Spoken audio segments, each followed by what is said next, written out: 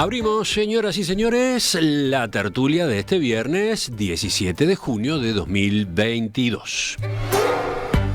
Mitad y mitad, decía. Voy saludando primero a quienes nos acompañan en el estudio. Marcia Collazo, buen día. ¿Qué tal? Buen día. Más cerca del micrófono. Muy contenta de estar aquí hoy. No es la primera vez, pero hacía tiempo del anterior, ¿no? Sí, bueno, porque las circunstancias de vida cambian. Bueno, un gusto recibirte. Juan Grompone, buen día. Buen día para todos. Sigo ahora con quienes están a distancia. Alejandro Aval, en su casa, buen día. Buen día, Emiliano y compañeros de audiencia. Alejandro ha estado por acá hace poco, esta vez optó por quedarse en su recinto. Y el último saludo es para Heber Gato, que estaba otras veces como invitado ya. Heber, bienvenido. Muchas gracias, un placer estar con ustedes nuevamente. Bueno, vamos al primer tema. El primero, este es de acá, el segundo es más bien internacional. El Poder Ejecutivo prepara un llamado a licitación para la construcción y operación de un puerto para ferries de pasajeros y una terminal para cruceros a ubicarse en el predio anexo al dique Mauá, en la Rambla Sur. El proyecto, que cuenta con el visto bueno de la Intendencia de Montevideo, implica una concesión a 30 años en la que se mantiene la propiedad estatal de los terrenos. La propuesta, una iniciativa privada presentada por la empresa Berkes con Corporación América del grupo Eurnequian, permitiría concretar el objetivo de retirar del puerto de Montevideo las terminales de pasajeros, de modo de liberar espacio para la operativa de cargas. En el planteo se restauran las viejas carboneras para su uso como centro cultural y se rehabilita el antiguo edificio de la Compañía del Gas, donde el Ministerio de Industria, Energía y Minería instalaría su sede. El diseño, a cargo del estudio Gómez Platero, desarrolla además un parque y áreas verdes de uso público.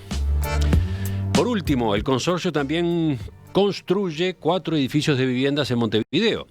La inversión total del conjunto de obras previstas rondaría los $400 millones.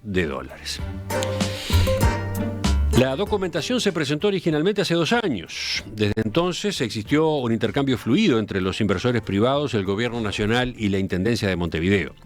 La comuna no consideró conveniente que 2 de las torres se construyeran entre la Rambla y el río, como estaba previsto inicialmente. Después de varios meses de negociaciones, el inversor aceptó ese cambio, pero obtuvo sí permiso para que uno de los edificios se ubicara del otro lado de la Rambla, en el inmueble donde hoy se encuentra el gasómetro, que pertenece al Ministerio de Industria, igual que la zona a concesionar. Las otras torres se emplazarán en otros terrenos que la Intendencia ofrecerá al grupo en zonas de la ciudad que las autoridades buscan dinamizar. Bueno, ¿qué tal vieron esta noticia? Que se coló esta semana, apareció súbitamente, cuando más bien habíamos estado distraídos discutiendo otra cosa, ¿no? Otro proyecto, aquel de la isla artificial, MBD 360, que se había previsto para la costa cerca de Punta Gorda. ¿Qué les pareció esto? Juan pasa. Empieza Marcia, entonces, bueno. A ver, más cerca del micrófono. Bueno, a ver, en realidad acá este es un tema... El de la isla totalmente de humo, de éter. Pero este es un tema que viene desde hace bastantes años planteándose, o sea que, por el contrario, ¿no? Ya está en el tapete. Sí, recordemos que estuvo hace un tiempo la iniciativa de Juan Carlos López Mena, que sí. Era distinta en lo que incluía en estos predios, pero sobre todo tenía un factor que fue el que terminó generando más polémica, implicaba que López Mena compraba uno de los terrenos, ¿no? Bueno, pero digo, anda dando vueltas y ahora se está perfilando de otros modos, ¿no? Ya con una concesión. Sí, es mucho más grave, ni que hablar, toda idea de enajenación. No solamente que puede ser grave para los impactos que pueden tener las enajenaciones, sino que desde el punto de vista de la ley, a mí me parece que justamente tenemos que ahí prender señales de alerta. Pensemos en la continuidad de nuestra Rambla. Y, ¿por qué no? Bueno, saben que soy una cultora de la historia, pensemos en los orígenes de nuestra Rambla y los objetivos con que fue pensada, y que fue muy bien pensada, Emiliano. Se hicieron fantásticos, proyectos de ingenieros en la Rambla que luego fueron llevados a cabo muy felizmente. Y se convirtió, por lo tanto, en una de las Ramblas más hermosas del mundo, con muy pocos ejemplos comparables. Por eso es conocida en el mundo entero nuestra Rambla. Y hoy vi muchos turistas por acá, cosa que me gustó mucho también. Había varios buses de turistas desembarcando. Sí, sí. Ese es un regreso, claro, de toda una actividad que fue clásica durante años y se había interrumpido con la pandemia. Por eso uno siente como que volvió a la vida en muchos aspectos, porque la historia también es vida, contrariamente a lo que a veces creemos, la historia es cosa muerta. No, que va a ser cosa muerta, la historia es vida, ahí está. Y nosotros somos no solo los testigos, sino los hacedores. ¿Por qué digo todo esto? Porque hay que tener cuidado. Mira, lo que dijo Arana justamente hace 6 años en cuanto a aquella idea de López Mena. Arana, que para mí es una autoridad en esta materia. Hay que actuar con prudencia y audacia al mismo tiempo. Prudencia sin audacia es una especie de achatamiento, pero audacia sin prudencia es aventurerismo. Bueno, entonces viniendo a este proyecto en particular, 2 palabras, ¿cuáles son de tu lado? Recelos, menos mal que se dio una concesión, si no sería ya demasiados castigos hemos tenido en este país, pero recelos que después desarrollaré. Bueno, seguimos. Otra de las participaciones, ¿cuál? ¿La de Heber? A ver, ¿qué te pareció? Bueno, yo en principio estoy de acuerdo, me dio la impresión de que es un proyecto muy trabajado, donde las distintas reparticiones de la Intendencia tuvieron un lugar preeminente en su desarrollo. Es un lugar muy feo de la Rambla de Montevideo. Coincido con la compañera que la Rambla uruguaya, la Rambla montevideana, es muy hermosa en muchos de sus sectores, pero me parece que no lo es precisamente en el lugar donde está instalado el dique Maguá, que si bien tiene un cierto valor histórico en la medida que está implantado allí en 1872 y cumplió funciones importantes en el desarrollo de la industria náutica uruguaya, actualmente, como decía alguna vecina, es un nido de ratas. Yo no conozco demasiado el proyecto, excepto lo que salió en la prensa. No conozco sus impactos ambientales, no conozco exactamente su arquitectura, tampoco sé dónde se instalarán las torres que lo complementan, pero en principio tengo una actitud abierta sobre proyectos que implican inversión, que implican trabajo y que por sobre todo implican, actualizar los lugares de la ciudad de Montevideo que van quedando atrasados. Uh-huh. Las grandes ciudades del mundo, París es el ejemplo más notorio de ellas, tienen un equilibrio muy preciso entre lo que es el cuidado del patrimonio y lo que es la innovación y la audacia que mencionaba la compañera en relación a Arana. De manera que en principio, y sin perjuicio de informarme más profundamente sobre el tema, estoy de acuerdo con el proyecto. Un complemento a lo que decías tú recién, Heber, decías, tengo poca información. Efectivamente, la información todavía es escasa. Se han divulgado algunos de los componentes del proyecto, pero, por ejemplo, no han circulado renders, ¿no? Y eso, claro, por lo que hemos podido averiguar, es algo deliberado. ¿En qué sentido? La noticia se filtró, o sea, el proyecto se había manejado con mucha reserva entre el Gobierno Nacional y la Intendencia durante más de 2 años, siguiendo los procedimientos establecidos además, y apareció, llegó a la prensa y se optó entonces por dar algo de lo que implica el proyecto, simplemente para que el planteo fuera difundido correctamente, pero todavía faltaban gestiones, faltaban del lado de la Intendencia, del lado del Gobierno Nacional, faltaban consultas, faltaban búsquedas de acuerdos, etcétera. Entonces todavía estamos ante información incompleta. Juan. Bien, yo tengo varias dudas que quiero plantear. En primer lugar, es de toda lógica que haya un terminal de pasajeros independiente del terminal de carga. Es decir, el puerto de Montevideo, que siempre fue concebido como un puerto de carga, y que por otra parte fue hecho con recursos nacionales, ¿no? Y sin ninguna concesión. de modo que eso es de toda lógica. Sí, según lo que nos dicen quienes conocen de la actividad portuaria, eso es necesario por dos razones. Una, para liberar espacio. Se necesita más metros cuadrados en el puerto para la operativa de carga. Segundo, por razones de seguridad. Los protocolos de seguridad cambiaron mucho después de los atentados del 11 de septiembre y entonces la mezcla de turistas con sistemas de transporte para turistas que llegan a buscarlos y llevarlos y traerlos, con todo lo otro que ocurre en un puerto, no es lo aconsejable, no debería ocurrir, ¿no? A mí eso me parece que es de toda lógica. Ahora vienen las cosas que me ofrecen dudas. A mí no me termina de gustar la concesión de 30 años. Por empezar, porque me recuerda demasiado la concesión de Catán Nací. Y en segundo lugar, luego de los 30 años, ¿qué pasa? Es decir, la concesión termina y deja de ser el terminal de pasajeros, o se la va a renovar. Es decir, es candidato a ser renovada, de modo que son 30 años, pero creo que es curarse en salud y postergarlo para adelante, ¿no? La segunda cosa, me sorprende el lugar elegido, porque cada vez que hay un temporal, las olas que cruzan la Rambla y cruzan y mojan a todos. Es decir que eso tiene un problema para los pobres turistas que bajan ahí un día de tormenta.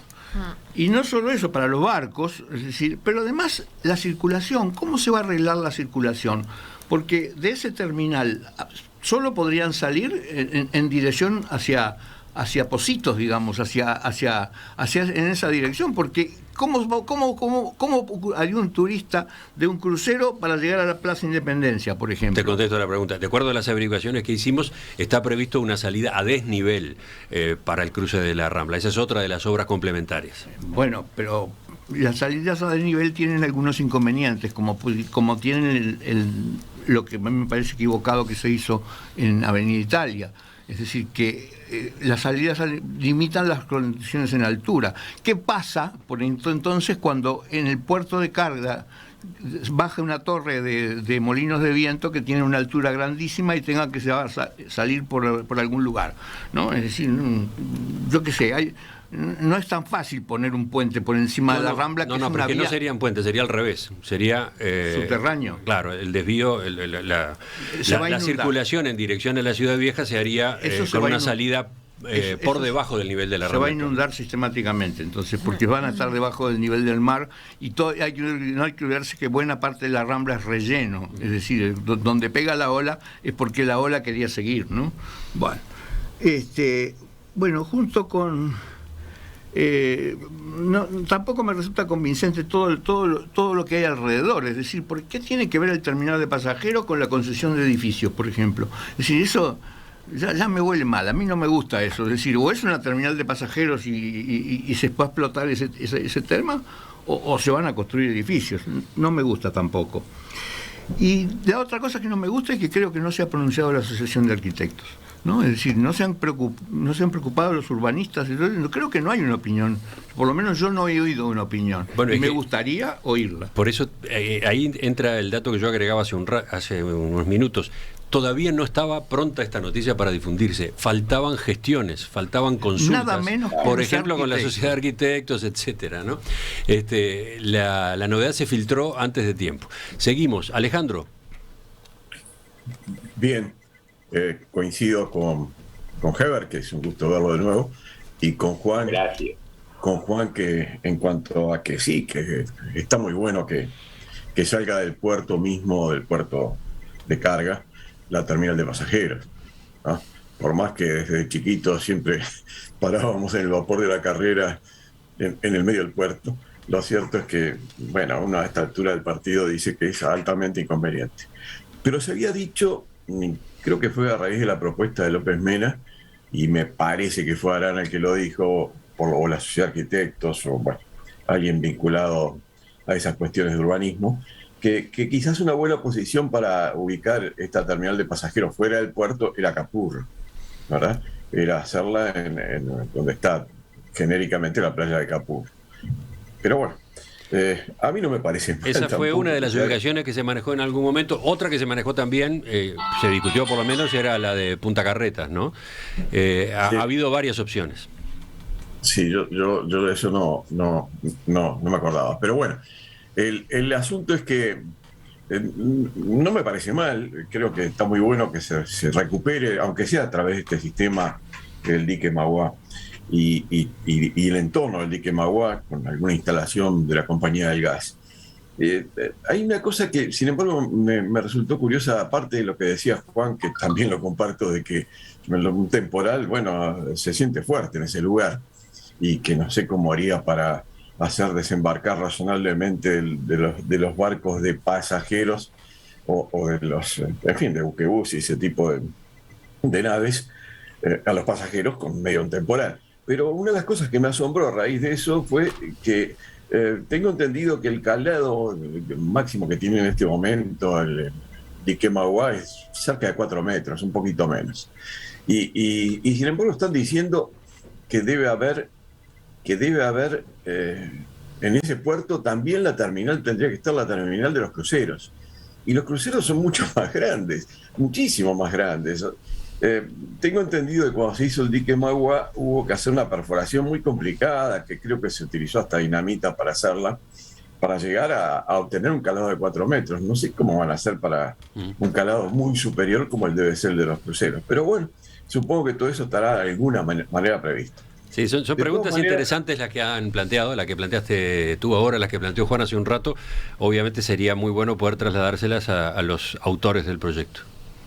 Como no conocemos el proyecto, capaz que ya están estudiadas esas cuestiones, bien estudiadas, pero bueno, no lo sabemos.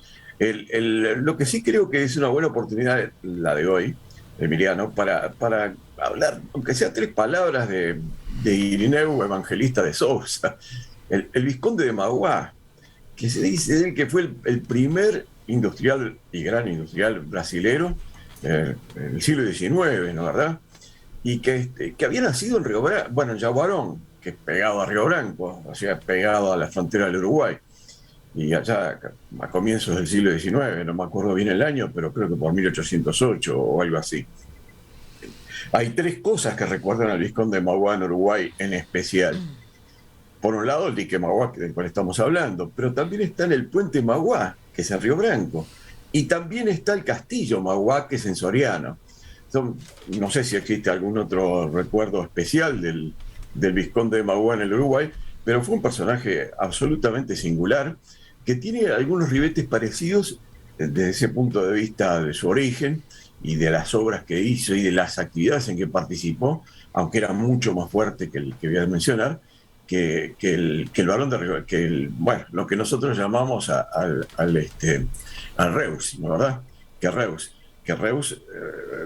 tenía un origen distinto, pero no era uruguayo tampoco, y hizo una obra más o menos por esa época parecida, incluso tuvo un banco, como también lo tuvo Mauá, que creo que fue además el primer banco del Uruguay, allá por los primeros años de 1850 y algo. Uh-huh. En fin, no quería dejar pasar la oportunidad sin decir algunas cosas de este personaje que no lo tenemos normalmente presente, pese a que hablamos del dique Mauá, y en realidad el dique Mauá se llama así porque el que lo construyó era el concesionario del gas de Montevideo en esa época. El dique Mauá fue hecho inicialmente para servir como acceso a las barcazas de carbón que iban para la compañía de gas, ¿no, verdad? Y bueno, el dique Mauá nos debe recordar a este hombre, a Irineu Evangelista de Sousa. Bueno, creo que Juan iba a agregar algo por ahí también. Mauá además fue el artífice de la Guerra Grande. Quería agregar justamente que no estamos tan lejos de todos esos tiempos. Esos tiempos están como quien dice a 15 minutos, pasaron hace 15 minutos. El Barón de Mauá fue uno de los grandes especuladores, ¿no? Grandes empresarios, además ennoblecido, porque no era varón, ennoblecido por el emperador Pedro II, porque en aquella época Brasil volvía, ya lo había hecho desde hacía mucho tiempo, volvía a la arremetida, ¿no? Para quedarse con nuestro territorio, con lo que había sido la provincia cisplatina. Había todo un culto por ahí, ¿no? A la provincia cisplatina, la nostalgia de la cisplatina. Vinieron acá cada personaje que ni les digo en esa época a presionar al gobierno uruguayo, ¿verdad? Bueno, pasa la Guerra Grande, llega Bernardo Berro. Y una especulación había, no solamente de los brasileños, también de los ingleses más que nada, Pero, ¿qué pasó? Que justamente el tiempo, al transcurrir, demostró que esa especulación bastante salvaje había sido letal para nuestro país, porque cuando llega la gran crisis de 1890 en el mundo, ¿no?, que entre otros lugares empieza por la Banca de Londres, quedó demostrado que vivíamos como clavel del aire a merced de la especulación extranjera. No teníamos nada en que apoyarnos, ni un pedacito de tierra, de empresa, de nada, absolutamente, rentas. No teníamos nada en que apoyarnos. Nos hundimos prácticamente como el Titanic, cuando la crisis de 1890, que estaba en el poder Julio Herrera y Oves. Digo esto porque la historia está a 15 minutos. Entonces, cuidado con estas danzas de especulaciones que aparecen. Yo no digo que no de entrada, simplemente cuidado. Es muy interesante aportar esos datos de contexto histórico, pero aclaro desde ya, el dique Magua no se toca. Yo dije que el llamado de licitaciones para la construcción y operación de un puerto para ferry de pasajeros, una terminal para cruceros, en el predio anexo al dique Magua. Sí. El predio anexo. No, yo lo que va, digamos, del viejo edificio de la Compañía del Gas, el del reloj, hacia el este en esos predios, ¿no?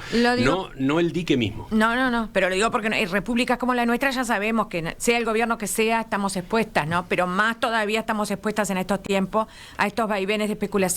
Puede ser muy bueno, pero a mí me huele un poco mal. Lo que remarco es que el dique Magua mantendría su existencia. Eso sí. Yo quiero recordar a un libro hay un libro voluminoso sobre la historia de Magua, con prólogo de Carlos Maggi, un libro escrito por un autor brasileño que no me acuerdo en este momento, que es muy bueno. Lo llegué a ojear. Y que ahí habla de todas las intrigas de Magua en el Uruguay y la participación de la Guerra Grande en adelante, ¿no? Bueno. Porque apoyaba, apoyaba los ejércitos contra Rosas en la Argentina, sí, claro. Además. Exactamente. Donde recuerdo. Exactamente. Y sí, obviamente, gran enemigo Argentina. Bueno. Dice Raúl desde la audiencia: en el proyecto está previsto que al hacer el túnel por debajo de la Rambla van a encontrar el famoso tesoro de las Masilotti, con lo cual se financia todo. No, el toque de humor viene bien. El toque de humor viene bien porque sí. Nos permite recordar un mito de la historia uruguaya, el famoso tesoro de las Masilotti. Totalmente. Yo tengo otra teoría. La juventud lo teníamos siempre presente. Bueno, pero las Masilotti. No, pero lo introduje acá para cortar un poco y para pedirles a su vez que en el final volviéramos a lo inicial, o sea, sobre estos datos que se conocen, sobre un proyecto de estas características a grandes rasgos ahí, ¿qué opinión en principio tienen ustedes? Más allá de todos los antecedentes históricos, etcétera. Favorable. Favorable dice Alejandro, favorable dice Heber. Pero favorable además porque tiene la coincidencia, aparentemente tiene la coincidencia del gobierno nacional y del gobierno departamental, aparentemente, hasta donde sabemos por las noticias periodísticas. Sí, y eso, bueno, a mí me da tranquilidad. Ese es un punto interesante de este proyecto, porque claro, vino a trascender pocos días después del otro, el de la isla artificial, el de MBD 360, que al revés, marcó un choque gobierno nacional intendencia. Es más, el arquitecto Orellone, cuando lo entrevistamos acá, señaló que había fallado la comunicación últimamente, pese a que la intendencia venía trabajando en el tema también desde hacía varios meses. Hubo un choque de trenes acá. En este otro, por nuestros datos, al revés, hubo un trabajo muy armonioso. Y cuando esta noticia se filtra, cuando esta noticia termina comunicándose, no sé si ustedes tomaron nota, pero el contador Pablo Ferreri, que es coordinador de inversiones en la Intendencia, salió en conferencia de prensa, dio entrevistas avalando, ¿no? Dando una opinión favorable. El ex subsecretario en el gobierno anterior, ¿no? Bueno, entonces, ¿quién más faltaba, Juan? Yo tengo dos grandes dudas. La primera es cómo se renueva el fin de la concesión luego de los 30 años, que me gustaría saberlo. Y la segunda, ¿qué opina la Asociación de Arquitectos? Bien. Y sobre lo primero no lo vamos a ver, Juan. Ni tú ni yo.